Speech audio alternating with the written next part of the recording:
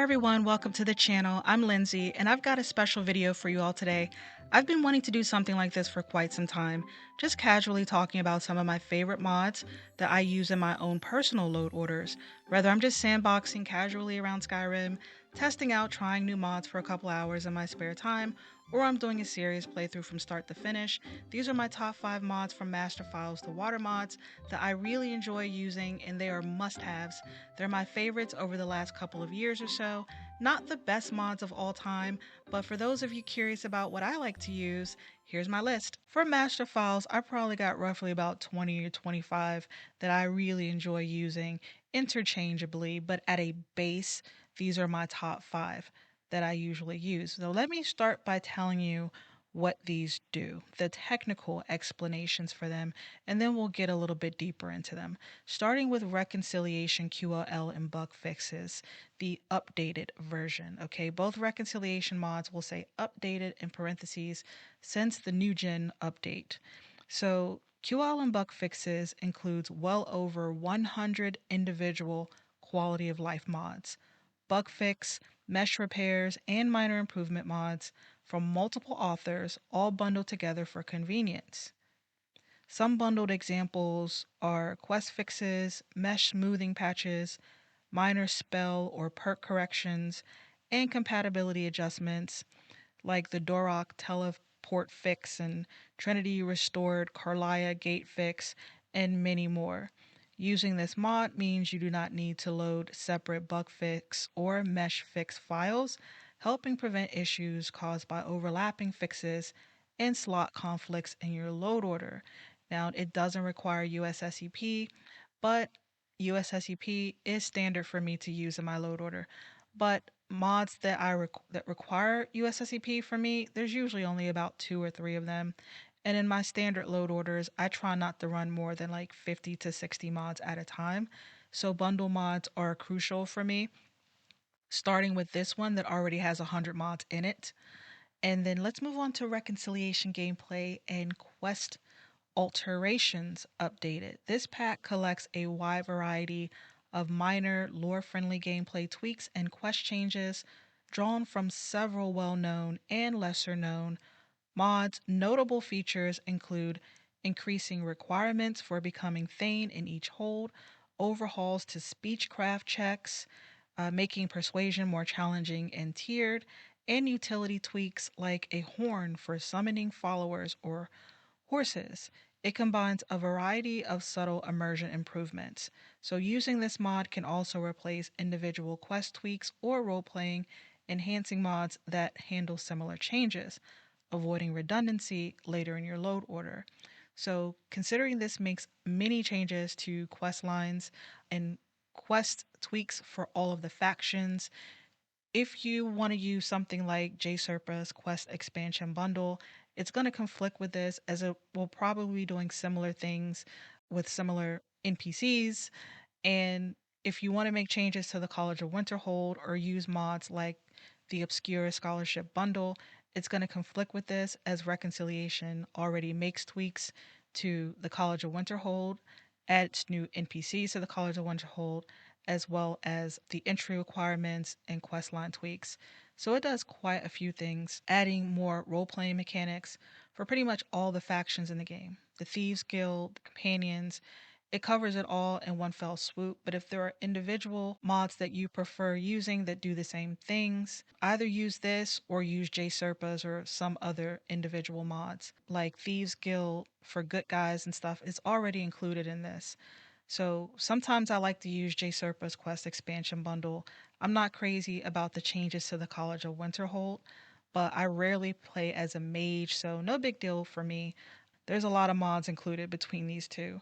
And at a base, along with USSEP, I'm pretty much good to go as far as like game mechanic settings with these 2 mods alone. And then we have the simple workaround framework. I do not play without it anymore at all. The technical definition for it is it acts as a backbone mod for many gaming and UI mods, offering shared scripting, customizable features, and streamlined code reuse. SWF helps save file size by centralizing scripts and functions mod authors can leverage. The best way to explain it, simplify it for me anyway, is that it greatly reduces file size, and that's what's most important for us on console. We're trying to fit as many mods into 5 GB as we can. And say, for example, a mod traditionally ran about 500 megabytes. It'll now probably run you about 150 megabytes without downsizing textures or eliminating any of its key features. So, this is great, especially for armor and weapons mods that are huge file sizes sometimes. To get more within my 5 GB, I only look for mods first and foremost that run on SWF. That is key. One of the other mods that I really enjoy that runs on SWF is just shields on back, just simply because I like the way the shields look. I've always envied that on PC. Vanilla shields work automatically with this. Realistic equipment is another mod by the same mod creator of Simple Workaround Framework that is a skeletal mod, just sets where your equipment, your weapons and stuff are on your player character. I do usually use that. It just doesn't fall in my top five. That's pretty much how this list is going to go. If it doesn't fall in my top five, it falls like within my top 6 or 7. It's not going to be here. But it is a standard mod that I do use. And then you can overwrite it with other skeletal mods, like if you want certain types of weapon placement. But anyway, at number 5, we have Legacy of the Dragonborn. This isn't a mod that I always play with, but more often than not, if I'm casually playing, I do like to have Legacy of the Dragonborn. I just like the retextures of many of the items that it covers in the game. It vastly expands the game with the museum, unique treasures, new quests, item displays, and enhanced collectible tracking, transforming Skyrim into an artifact hunting adventure complete with curated exhibits and dynamic menus. And many of the add ons for Legacy of the Dragonborn are now on the Simple Workaround framework. Legacy of the Dragonborn is just a really fun mod to have.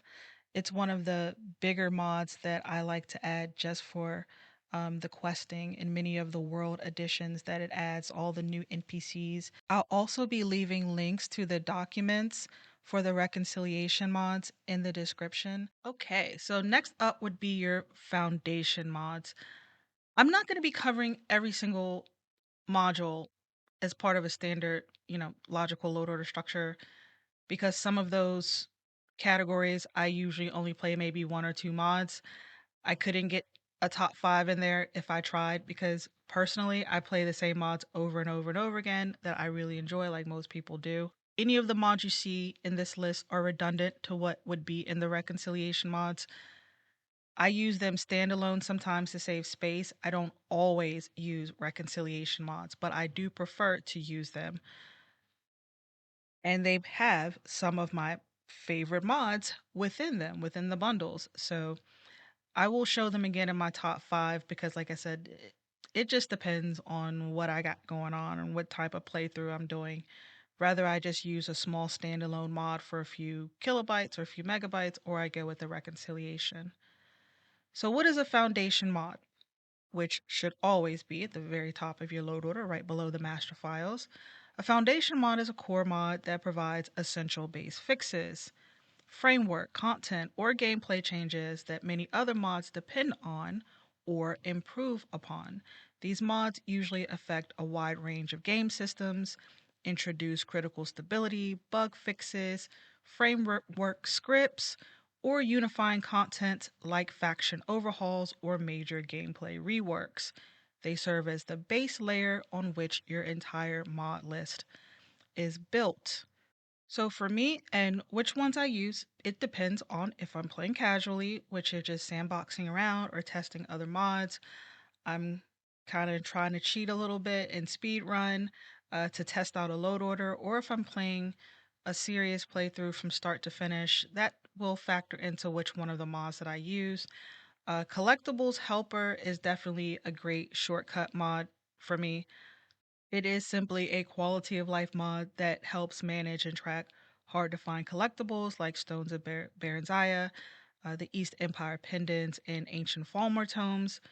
It provides toggles for quest markers and automatic collection features, streamlining collectible hunts. So it is a bit different from Cheat Room, where you can just access a lot of these collectibles in chess, you can actually complete the quest lines and legitimately just get them put into your inventory without even finding them if you choose to, or at least have markers if you're not sure where they are or you're playing for the first time and you just want to hurry up and go get them, know exactly where they're at. They'll be on your map as map markers. That's what Collectibles Helper is, and guess what? It's on the Simple Workaround framework. And of course, Cheat Room. Cheat Room, I don't use it for serious playthroughs. Visible favorited gear is a staple in my personal playthroughs. It does have a feature that is available within the Simple Workaround framework, but I prefer to just add this oldie but goodie for its simplified features. This makes weapons and some gear visible on your person, on your player character. If they're favorited, you could see like all of your weapons at one time. For me, it works better than SWF method for visibility because it directly modifies gear display without the bugs often experienced with SWF, especially when those armors or weapons are not managed by SWF. And sometimes I like to use armor or weapons that aren't on SWF and I try to avoid the glitches. So visible favorite gear pretty much just works with everything across the board. Weightless Ultimate Original. It makes most inventory items weightless except for armor and weapons. It's perfect for players who want convenience without fully removing carry weight mechanics. Like a lot of modern games, I'd rather just focus the weight on the weapons and armor more so than everything else the game kind of forces me to carry or loot. And then Faction Overhaul, which is a part of the Reconciliation QL and bug fixes bundle. When I'm not using it, I run it here. This mod simply just adjusts what armor and weapons are carried by different factions in the game. It's very lightweight because it's based on the vanilla attire and weapons or the anniversary edition content, just vanilla weapons and armors being assigned to certain factions, especially like the Silver Hand, certain members of the companions wearing more appropriate armor that fits their group. So, just to reiterate, I won't be covering every single module in a logical load order structure. We do have about 23 to go over, and I'm on number 3 right now. So, I will be combining some categories together because to me, they're really just one, the way they play off of each other, like these interface mods and audio sound effects mods. I do use quite a few different soundtracks depending on my mood and my role play. Many different like weapon sound effects mods, different UI mods. It really just depends. But these are my regulars. Like I use them preferably if I'm not playing a very specific role play or a specific theme. Elden Scrolls UI, it's inspired by Elder Scrolls Online and Elden Ring updates Skyrim's interface elements for a clean modern look with updated health, stamina, magicka bars, and more. It's one of my favorites. I also like the sound effects that it adds into the game as well. Sensible interface updated SWF is a comprehensive UI overhaul with an enhanced menus, HUD elements, and additional features like Oblivion style quest markers and quick slots, updated for Skyrim Anniversary Edition and including Simple Workaround Framework support for customization. Those are pretty much my two go tos.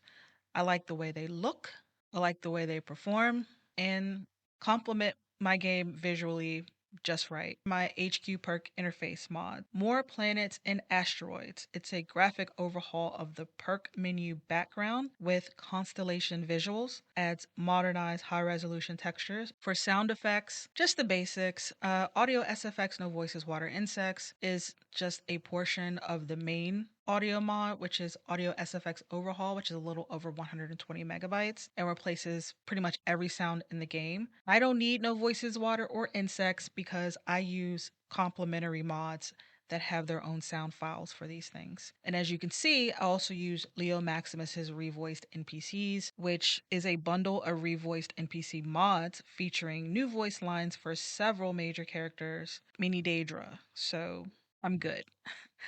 I love the revoiced NPCs just to make the game feel fresh. So, next up are my top 5 favorite and most used dialogue mods.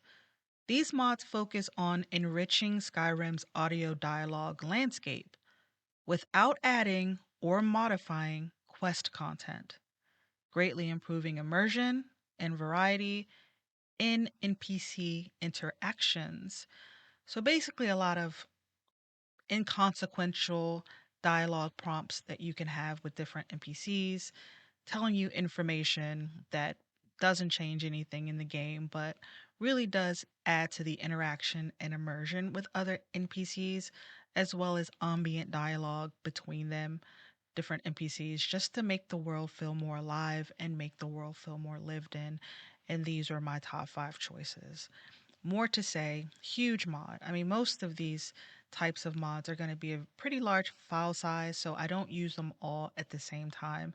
If I'm doing a serious playthrough, chatty NPCs and followers and talkative enemies, the mini bundle that makes dragons and hag ravens, dragon priests say more things, just kind of makes the characters feel like they're actually living, breathing beings in this world.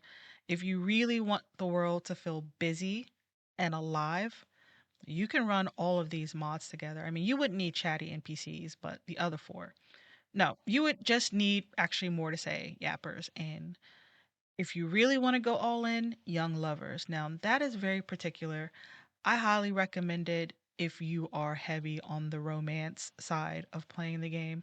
But the main file is already 212 megabytes, and all of the romantic talk between you and the followers that is safe for work, I would just pick the file for the one character that you plan on either romancing or keeping as a follower throughout the game as that investment. Unless you just want to have romantic conversations with everyone all the time. Sometimes I like to kind of have like the Hearthfire type of role play, and then I'll use young lovers. But if I don't plan on like heavily romancing a particular character just for the fun of doing it with this mod, then I don't use this. I just use chatty NPCs and talkative enemies. There's quite a few plugins for it, so unless you have the room in your load order, I'd recommend just picking the one follower that you plan on romancing in the game or keeping as a follower throughout your playthrough. Technically, the very next section for us would be quest alterations, but I'm pretty much good to go with reconciliation. Like I said, I'm not just stuffing categories, I'm showing you the mods that I use for my personal playthroughs and my own personal enjoyment and telling you about them.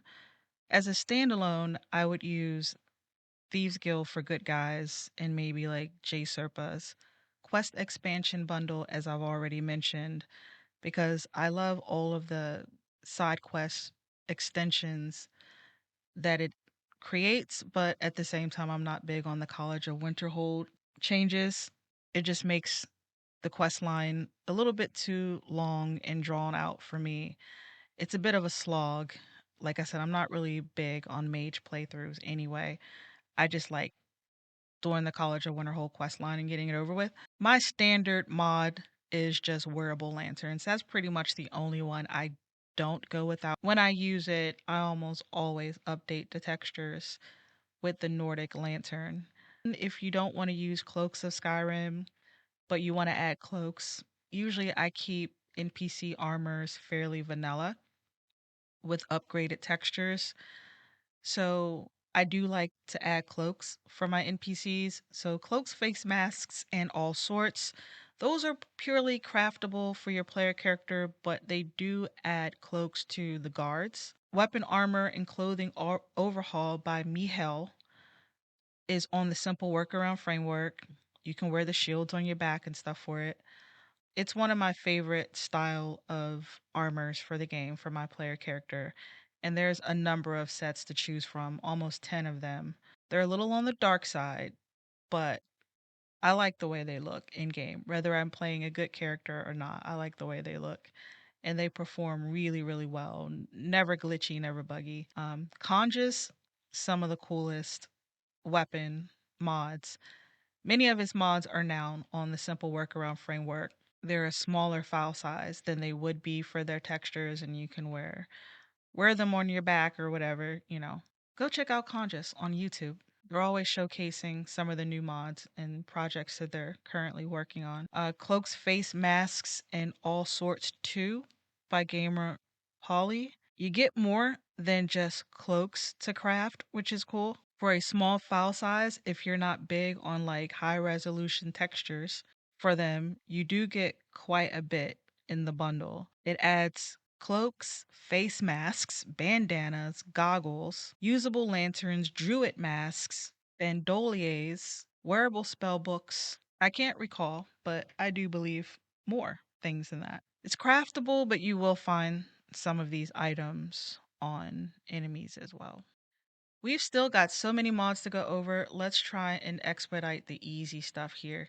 Um, if you've seen any of my load orders, you've seen these mods before. Maybe not Guru Sir's Divorce. This is just a mod that when I'm playing a Hearthfire style roleplay, I like to add it because it allows you to have unlimited marriages and divorces.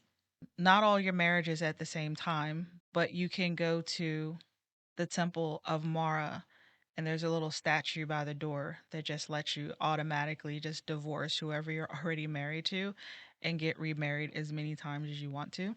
Super Rich Merchants just gives 20,000 gold to pretty much every merchant in the game. Just convenient. If I'm doing a hardcore playthrough, I still use that, as well as unlimited rings and amulets. It's a staple. You wear unlimited rings and amulets and get all of the enchantments from them so long as they're different enchantments on each one. Rewarding reading is one of my just most convenient favorite quality of life mods. It turns nearly every book, journal, and note into a skill book, allowing players to level up multiple skills through lore friendly reading and exploration rather than the repetitive grinding. And last but not least, immersive needs.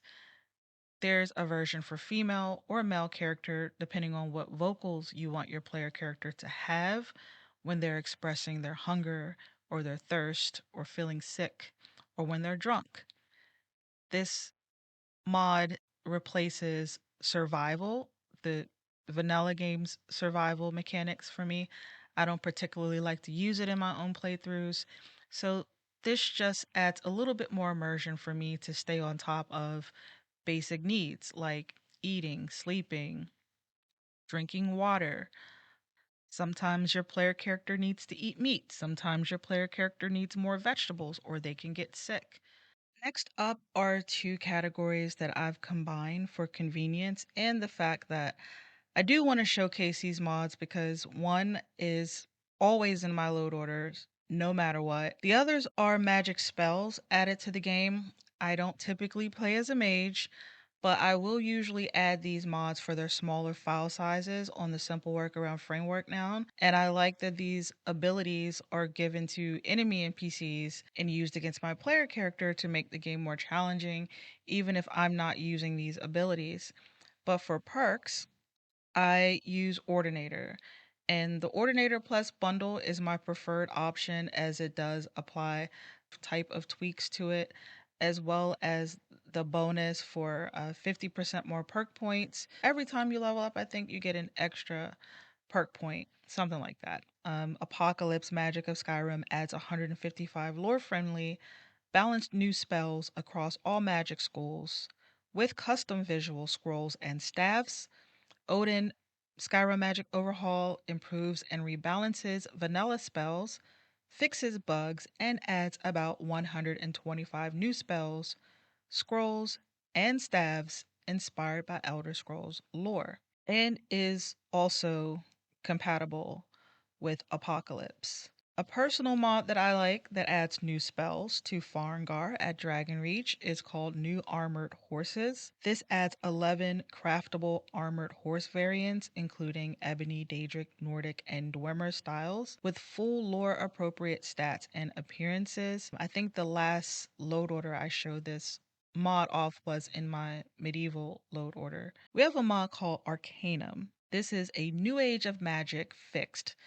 There are three different versions of this mod. This is the smallest file size version of it and the most updated version. It is a comprehensive overhaul of Skyrim's magic system featuring over 50 new spells. These are seamlessly integrated into the game's vendors and loot system, provides balanced and lore friendly spells across all magical levels, with new invocation mechanics for a more dynamic spell experience. There are some pretty hardcore spells within this bundle. I mean, the types of spells you would see in a lot of modern high fantasy games, in games like Dragon Age, where like you can put up a wall barrier or rain boulders from the sky or something like that. And they're pretty AoE. So even though the description says it's removed some magic spells to avoid crashing, cover your eyes for like lights and flashing and stuff like that. But if you want to go all out, check out Arcanum. So the next logical category for us are loot level lists or loot tables, items added to level lists. So, of the five mods that I'm showing you, three of them are a staple in pretty much every personal load order that I make ever. The other two are optional and based upon roleplay or theme. So, first is what I use to modify the loot tables in the game. It's called Rebalanced Level List Evetilex. A lot of loot table mods like this require some patching. This is a really simple one. It affects all loot all the time, except for what you get directly off the bodies of NPCs. And it's a really small file size, really convenient, easy for me to keep it in my mod list. It boosts the value of all of the loot you get from major bosses, dragons, and like end of dungeon chests. So instead of getting just like a few gold or like some random like lockpick or something in there, you get like the best of the best loot that you can get and the most stuff you can get from level 1 from the very start of the game. The next is Fulchimentum, more staves and wands of Skyrim. This is just a really cool mod to have even when I'm not playing as a mage. This just adds both some new textures, some new designs of staves and wands to enemies throughout the world. So you can use them or you'll have them used against you, just kind of boosting the high fantasy of, the environments. And I almost always use Cloaks of Skyrim as a base. Cloaks of Skyrim, my HD version by Xtudo, is a retexture. You would actually play that below Cloaks of Skyrim. It really boosts the textures for the cloaks to 2K, and they look really, really good up close. But they still mostly keep the same look and design of the original Cloaks of Skyrim mod, whereas Cloaks of the Nords 1K completely changes the designs of the cloaks. And there's actually a banner mod called Design of the Nords that has matching banners that you can add to the game to match these cloaks for the guards and for the Civil War factions. So you got to pick one or the other texture, but it just depends. If I'm playing as a Nord, I use Cloaks of the Nords 1K. The 2K version is like over another 100 megabytes, so I use the 1K. They look really, really good. So next up are my grass mods. Now this is my complete setup pretty much with the exception of one mod. I use either variant of the short grass, mixed grass, green tundra is what they're called. One is no LOD and one is with LOD. The larger file size is with a green LOD. It just depends on whether or not I'm using a major LOD for my landscapes, for my ground cover. I supplement that with Origins of Forest 3D Forest Grass, which gives you taller grass in forest regions. I use the less dense version. It's more performance friendly, and I don't really like the really tall original version, which it can give you forest grass that goes up to your character's shoulders. So if you're really into that, go for it. I just kind of supplement the very short grass with it so that, the forest areas look a little bit more overgrown and realistic. Now, why do I use short grass and not one of the big premium grass overhauls? Well, it's because even though they look really, really nice up close, many of them do, I just don't care for popping, and I prefer investing a little bit more into my trees in flora, other flora, than I do into grass, anyways. So, with a good lod in the green tundra, the grass blends really, really well in the distance, and you don't really notice it popping in as you're traversing. So it's just kind of distracting and a bit immersion breaking for me, pop in trees and stuff like that. So I try to aim for like the best billboard lods and the best seamless transitions at a distance. And then landscape fixes for grass mods and complementary grass mods. These work together. Complementary grass mods requires landscape fixes for grass mods. And together they completely get rid of overgrowth and clipping in areas where grass isn't supposed to grow, particularly on roads and just outside of major cities, for a cleaner look. And that's it. That's my stack for grass in my own personal load orders. Now, next up, I would usually play one of the AI overhaul mods, like the premium main version, like 1.8.3, or the light version.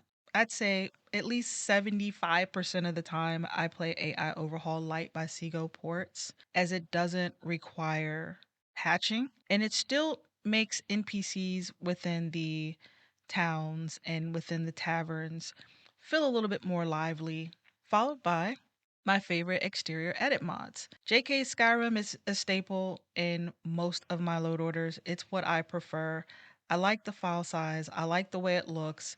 I know how to patch it really well. All of JK's mods, I know how to patch really well so that they perform perfectly. JK's outskirts looks really nice. I just don't really need it. It just depends on if I'm playing casually and I just want the look, I guess, to kind of expand the world a bit more. The Great Cities, Towns, and Villages is my second favorite overhaul. Perfect file size for everything that it does. I love the architecture of it. And this particular version is patched for AI overhaul, the main version, and JK's, but I don't use them together. I just showed this version. I just used it standalone without JK's because it's not a perfect mesh, especially with the recent updates for JK Skyrim. Some things are a little bit out of sorts and floating around, so it's not worth it. Just use one or the other. But one that I really like, and it depends on my role play, like if I'm playing as a Nord or doing like a Viking role play or something, is Cities of the North all in one bundle. It gives a real Nordic Viking look to the cities of the North that aren't of the major holds like Solitude, Markarth, and Windhelm. Ren Standing Stones all in one. I always use that along with Skyrim. I always use it along with JK's Skyrim. I interact with the Standing Stones quite a bit, so why not upgrade them? This adds clutter. To beautify the areas of the standing stones, it adds some surprise loot and some enemies added to standing stones as surprises. I did a top 10 video of Ren's mods. I like all of Ren's mods, and you'll see why. My 5 personal favorite SMIM mods that I use in almost every single load order, in the order that you see them, this is my stack. Of course, I might add a few more on top of these, but as a base, these are the SMIM mods that I use, which are general texture and mesh upgrades. These mods improve the visual fidelity and immersion of Skyrim's craftables, ingredients, furniture, and miscellaneous objects without altering natural or NPC related visuals. As a base, I use Super SMIMmed. That is my personal favorite.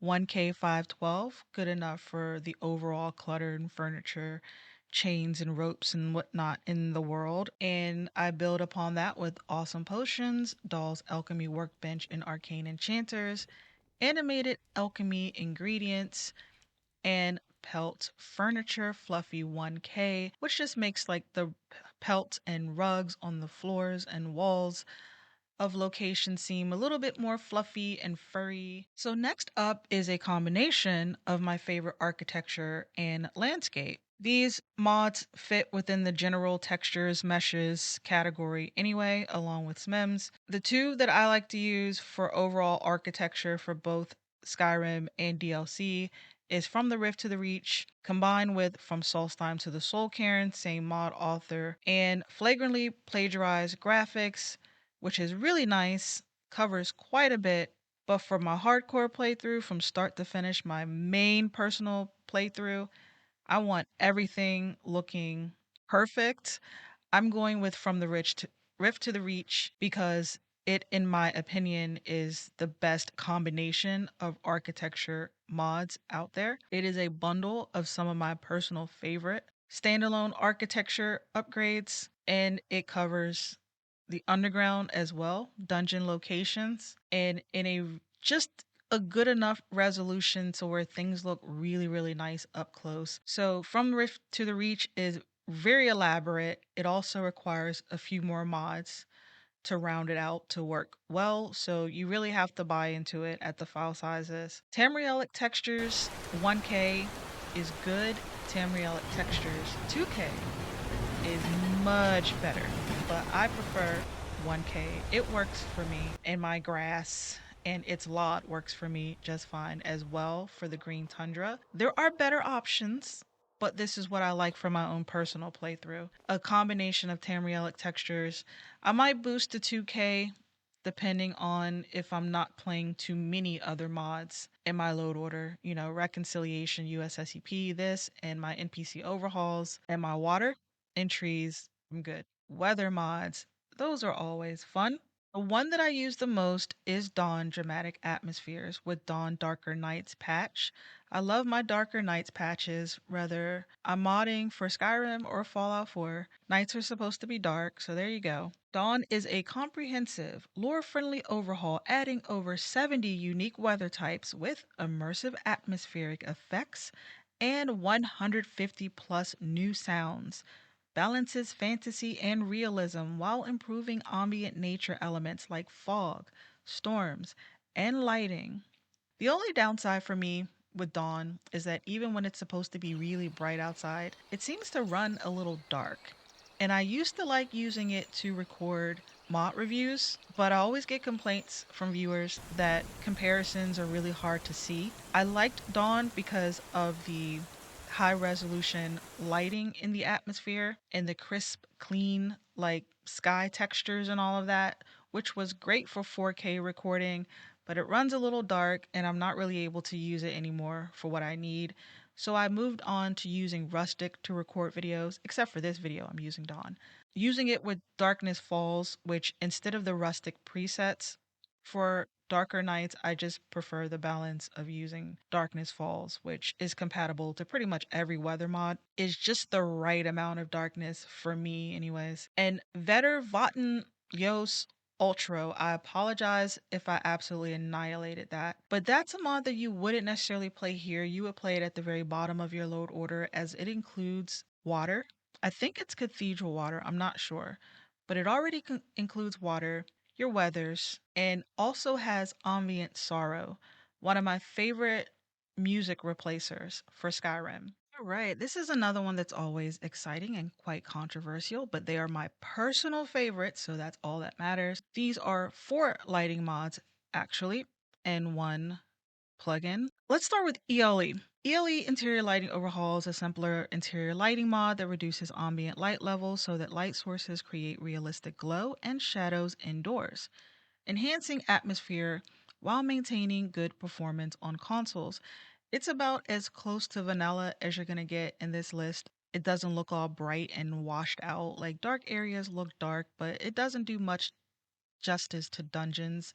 But this is an oldie but goodie for me. It's one of the first lighting mods I ever used in modding on PlayStation, and I still really like it for how lightweight it is and how compatible it is with JKs and other mods that I like. It has patches, so it works. And it's also compatible with LFX with a patch. RLO all in one, no light sources. It's what I use for my more casual playthroughs when I'm just testing other mods. The fact that it doesn't make any major changes to light sources or light source locations means that it doesn't require patches. So it's handy just to kind of throw into my load orders for just for temporary to do testing. My main lighting mod setup that I use is updated enhanced lights and effects for SMIM along with LFX shadows. for slightly darker interiors. I also like to use LFX Enhancer as well. I just don't use it as much because it isn't as compatible with JKs. And, I got to use my JKs, but Lux is highly compatible with JKs. And this is version 7.0 by Fatal Illusion, the most recent release in 2025 for Lux. I've only recently tried this version of it. So far, so good with JKs. So I'm pretty happy with it. In a way, it's kind of more realistic than LFX, but it is a very high performance lighting system. I mean, it's more than 113 megabytes. You need more mods to make this work. It is a bottom of the load order mod for me as well. I play it at the very, very bottom along with all of its many, many patches. Interior edits, and guess what's leading the way? JK's interiors all in one. A merged version of JK's extensive interior overhauls that transforms many Skyrim interiors with new furniture, clutter, and architectural enhancements. It optimizes mod slots for Xbox and provides a consistent, immersive redesign of homes, shops, and public buildings throughout Skyrim. And it also overhauls Magical College of Winterhold. It's what I showed in the intro of this video. That's JK's. It's included. But if I play as a mage, I have my choice between either obscure or mystical scholarship bundles. These mods are not just overhauls, but they add a number of other features, including additional college students, as well as other add ons, including questing. And it adds staves, and it adds robes, and it adds player home for you as well. These two mods pretty much do the same thing, but you just get different visuals between the two. Like Obscure adds more rooms and locations within the College of Winterhold, changes the layout, whereas Mystical Scholarship adds a ton of features around the college questline. But for the most part, it's still at its foundation, the original Magical College of Winterhold mod, as far as its design. And then there's distinct interiors all in one. It's the next best thing, in my opinion, to JK's interiors, with the main thing being that I still think JK's interiors, especially the updated JK's interiors recently, is better as it does more for much less. The only reason distinct interiors for shops and taverns and player homes is such a large file size is because custom paintings, custom clutter, it's all external assets. All right, we are officially coming down to the home stretch, but we've still got quite a ways to go. And I am skipping over some modules and categories that I can't completely fill up with my personal suggestions. But usually in this space, I have objects added to static locations. These mods each place distinctive crafted items, unique treasures, or architectural upgrades at static world locations, improving immersion and providing enhanced collectible or gameplay options. I will usually successfully place any of my reconstructed bridge mods here.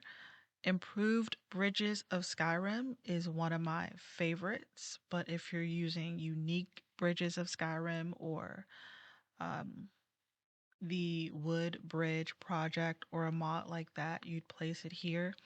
But one of the mods that I usually add in this space is Immersive Stolen Goods 1K, which expands thief gameplay by hiding 33 unique high quality treasures and collectible clutter throughout Skyrim and its DLC locations. Each item is hinted at via notes scattered in the world and can be sold to fences or used as decoration, catering to role playing thieves and collectors. And I do use this if I intend to play heavily as a thief with the Thieves Guild. Our visual effects, textures, and meshes. And for this, I use RAS, which is an immersive shader pack adding advanced wetness, frost, ash, and snow effects that dynamically respond to weather and environment on your player character and NPCs. One of my favorite blood texture mods is There Will Be Blood Milkshake. It presents a striking blood and gore visual overhaul inspired by intense cinematic effects, enhances blood splatters, damage visuals, and injury cues for a grittier combat experience, focusing mostly on visual redness and dripping effects, as well as the ability to use soap and bathe in clean blood and dirt from your player character. A mod that I use sometimes, and it does depend on whether or not I intend to play as a mage, is Natural Forces Bundle Dry, which is a collection of effects that replace vanilla spell and environmental visuals for fire, frost, and lighting. Includes realistic flame, lightning arcs, frost shards, and spark textures that are crisp and toned down for natural immersion. In any of the clips you've seen so far in the video, I am using Natural Forces Bundle and its Inferno fire effects. So it has blazing fires. But usually I don't use fire mods or any of the magic mods. If I do use any of the spells, they have their own textures and meshes included. And I find that LFX and Lux do just fine for fire effects and candles and whatnot, and they look really, really good.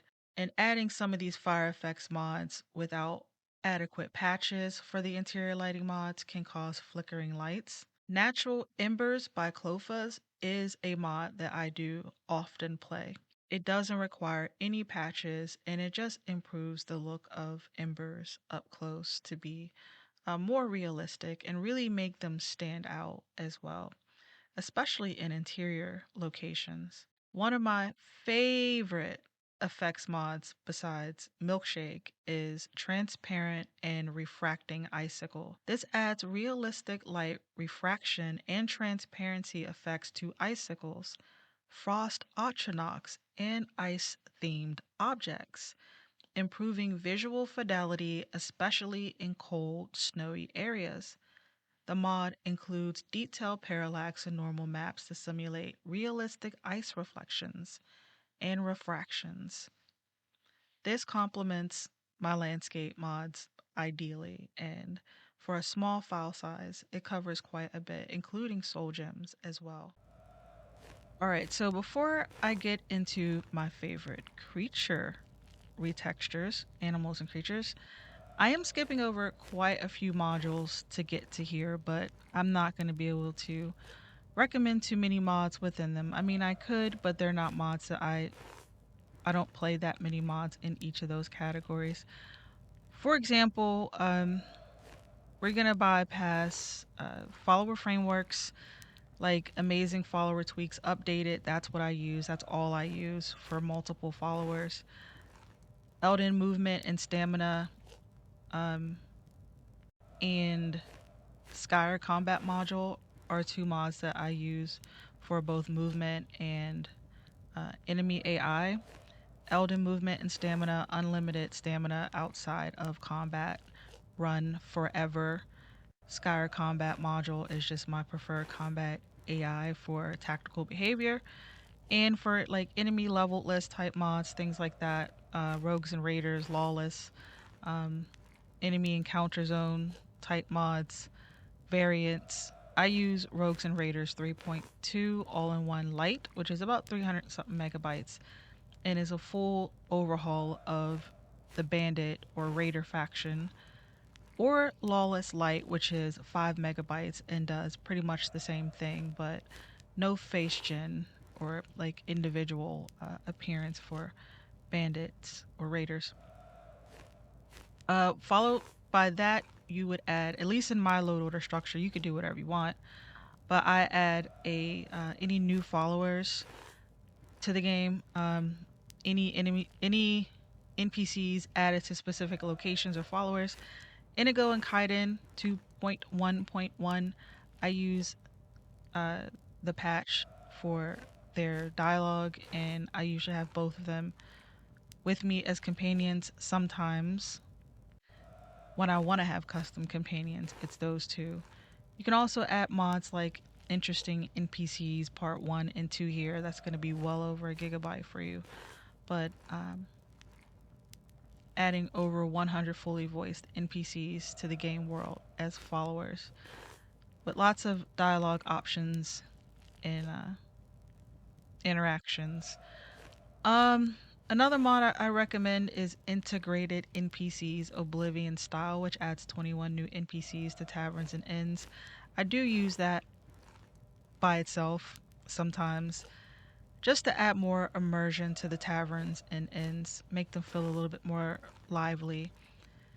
You don't really say much to them, but they do talk to other NPCs and to each other, so adds a little bit of ambiance there.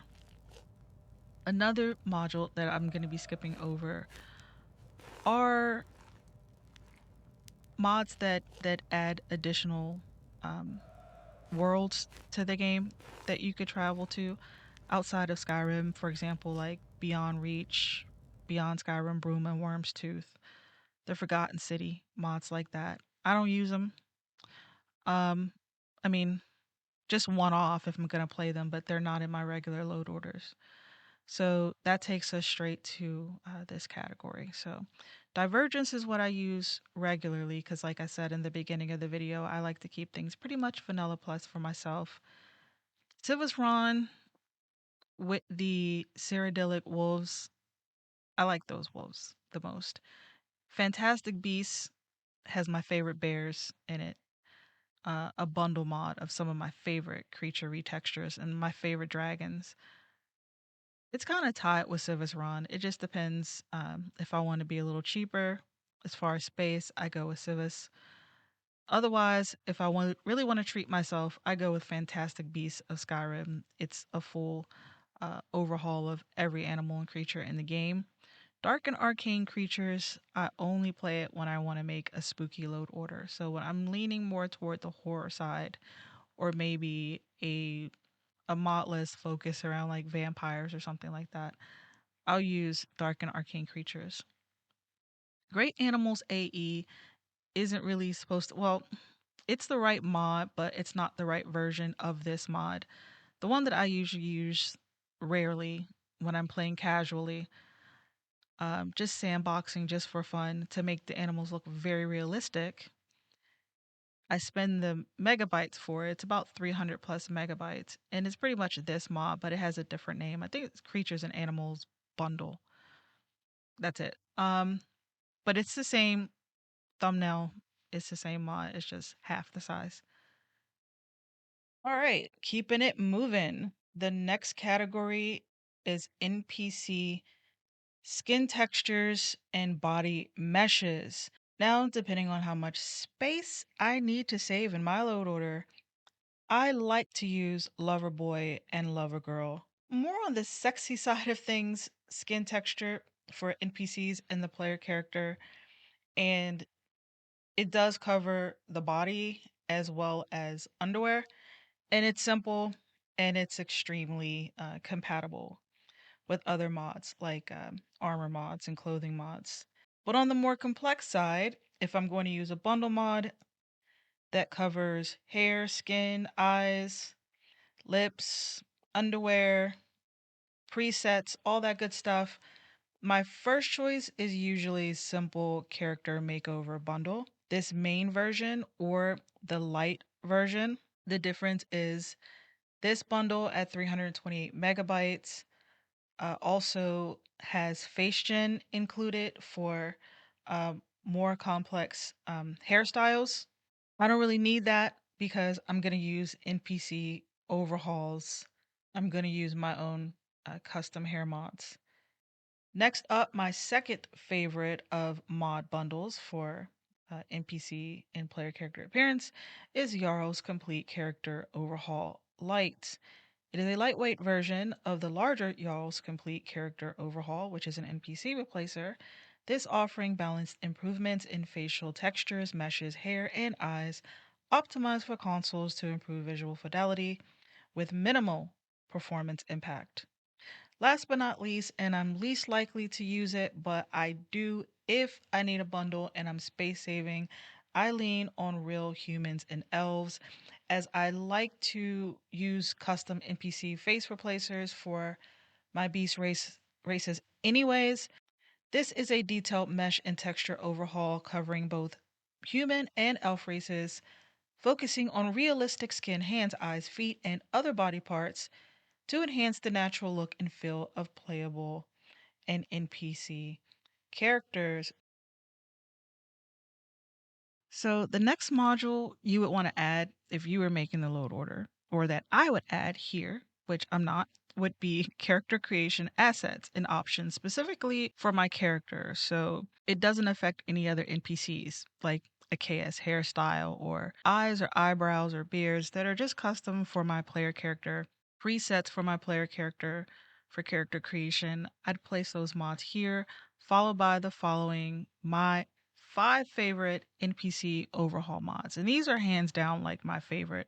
Not just what I play, but I use at least 4 of these together at one time. Every single load order that I make for myself, whether a casual playthrough just to make the NPCs look better, or for testing mods like I'm showing here today, or for when I'm playing a serious playthrough from start to finish. All the way, I cover pretty much everybody with a combination of Kalili's default, which covers female characters that aren't covered by Pandorable or Bijan all in one. Pandorable's Mega Pack also covers many of the males in the game, and there's a second mod for Pandorables called Males 2, which covers a lot of the additional males in the game. Maybe about 50 of them that aren't covered within this Mega Pack. And then NPC Overhaul Beast Folk covers every single named Argonian, Orc, and Khajiit in the entire game. By itself, I'll use Tragedians all in one because it can conflict with a lot of other mods. It can even conflict with some armor mods. I usually play that low just for like the Jarls and all of the followers. And it also covers, I guess, some Vigilance of Stendar. But other than that, like if I'm trying to save space and I can't afford to use my normal stack, the 2 Pandorables mods, Megapack, Males 2, Bijan all in one, Killily's default, and Beast Folk standard version, not the AI overhaul version. If I can't afford to use those in my load order because I'm using like from the Rift to the Reach and I'm using my reconciliation mods, and of course, I haven't even gotten to my armor mods yet. If I can't afford it, it's Tragedians all day, along with like the makeover bundle light. I'm good to go, even for like a serious playthrough. I love the way the Jarls and the followers look in this. Tragedian, great job. Afterward, you would be able to throw in any other like visual mods that you want to overwrite for NPCs in the game, like True Eyes or Eyes of Beauty, Kaio's Bangin' Brows, Beards or Beards by DDS Workshop, V Paint for War Paint replacers and stuff like that below these mods. And then followed by any like vampire, werewolf mods. I don't use any of those, so I'm not going to be showing them. But we're going to get into animations next. Amalgamation of 2 of these mods at once all the time, whether I'm playing a full playthrough or it's just a casual playthrough. Astronamis is just it's a weapon placement mod that just decides where certain weapons like quivers or your bow or daggers on your hip are placed, how they're tilted, at what angle, making sure they don't clip with other weapons or shields on your back, etc. Works well with realistic equipment. That is a master file that goes with just shields on back and simple workaround framework. It's a nice supplemental mod for weapon positioning to look a little bit better with cloaks, etc. XPM SSE Plus Enhanced Ragdoll. This is the one I typically use, but any XP32 mod that's required by armors or NPC replacers I use here. But this is a standard one that I almost always use. It's saved in my favorites. It's bookmarked. Um, MBE 2.0 for XPM SSE or for XP32 is what it's called in creations. These are the combat animations that I typically use when I'm playing casually or just testing mods. Um, they look good, it feels good. Um, I don't really use the dodge roll with it very much, but it's included. You can use it or the parry. Um, I do like the move sets with it. It's the same thing that's within GDB's impossible animations. Elden JH version, which just has a lot more animation and idols, like seeing yourself drinking potions and things like that. And when I'm doing a full playthrough, I almost always use GDBs just to get the full type of experience. And a lot of NPCs are using some of these uh, behavior animations as well, so the NPCs feel more lively and stuff. And violence is required for mods that use dodge roll anyway, so violence is a staple in my load order. Ultimate setup, it's how simple it gets. Vanilla plus believable weapons for reshaped vanilla weapons to look more lethal and believable and historically accurate. Divergence Anniversary Edition all in one, 1K512 resolution is good for me. I can use a higher resolution if I have room in my load order to just make them look perfect. But this covers every single armor and weapon in the game and DLC. The Divergence Believable Weapons patch um, patches the great swords with believable weapons so that you get the Divergence custom, highly textured greatsword sheaths as well. And Elsopa shields redone. I said, why not? They're on the simple workaround framework, so you wear them on your back. Why not just upgrade the shields? Not all of them are covered by Elsopa, but for the most part, all of the vanilla shields in the game are completely redone. They're like bigger and more badass. And then those ugly, pointy guard helmets are replaced. It's that simple. The only other mod that I might use now and then with this, I might tack on is the hood remover mod. I can't think of it, but I've used it in recent Skyrim load orders. It just removes like the mage hoods um, and monk hoods, because what's the point in using big NPC overhaul mods and you can't even see the face or hair? All right, we are down to the wire, guys. It may not seem like I got much going on, but I've been working on this video now for 6 hours, 6.5 hours straight, just trying to edit and run my mouth over my screenshots and video clips. So, yeah, it takes me a long time to do these videos. I'm really tired. I'm almost losing my voice now talking about these mods. And I absolutely enjoy doing it. So here's where we are now. We are at legit the bottom of the load order, where you will place your bottom of the load order mods. I don't have much to show you here besides my Flora and my water, which are our last two modules that we're going to cover. But bottom of load order means bottom of load order, but above those mods. Any mods that cause problems higher up in your list, you can play them down here to overwrite. Unless, of course, they need to go below trees or water, alternate start, or anything like that. But um, this is where I would place my Tamrielic uh, Laud as well for the green tundra. I usually don't use Lauds for Solstheim. I usually just use them for Skyrim.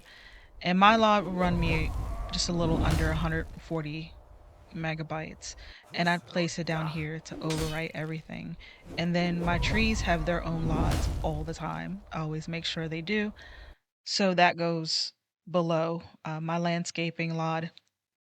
And I'm going to show you guys my tree mods, and then that would be followed by map mods, mods like map markers or quality world map, and then that would be followed by alternate start mods like Live Another Life. You can also play the alternate start mods high up in the load order, but whatever works for you. I'm not here to tell people how to make their load orders. It doesn't matter. I do what I do on my channel, and they're looking good. And then last but not least, you would have water mods, hotkeys, and then bottom of the load order. Like these are mods that go nowhere else. They're at the very last, and they overwrite everything. This is why we usually have mods like Lux, interior lighting for me. At the very bottom, even below my water mods and any patches for lighting mods. Because sometimes lighting mods have patches for water mods. So let's get into the non-grass related flora and trees. So for my plants, like covering every single plant in Skyrim and Solstheim, we have New World Flora Bundle 512 and Rally's Solstheim plants. For my trees, that's what everyone's excited about. I'm not saying these are the best trees. I'm saying these are the ones that I use, each for very particular reasons. They're in no order of my preference. Now, Happy Little Trees 1K, that's a new one for me just because when I went to make this list, I couldn't find my favorite Happy Little Trees 2K. Where did it go? Why is it now 1K? Yes, it still saves about 60 megabytes, but I preferred the 2K. But Happy Little Trees for, mm, I can use them for a serious playthrough. I lean more toward the NPC overhauls and weather and architecture, like weather, lighting, architecture. NPC overhauls are my priority for visuals more so than grass. Trees are there, um, but I'd probably put the flora before the trees, honestly. I'd put the shrubs before the trees, really.